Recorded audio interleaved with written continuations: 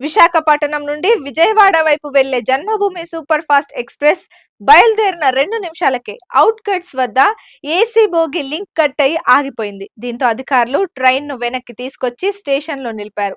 ఉదయం 6:20 నుంచి ట్రైన్ నిలిచిపోవడంతో ప్రయాణికులు అక్కడే ఉండిపోయారు. ట్రైన్ నుంచి 2 ఏసీ బోగీలు వేరయ్యాయి. గమనించిన రైల్వే సిబ్బంది లోకో పైలట్ ను అప్రమత్తం చేయడంతో ట్రైన్ నిలిచిపోయింది. అనంతరం జన్మభూమి ఎక్స్ప్రెస్ ను తిరిగి విశాఖ స్టేషన్ కు తరలించారు.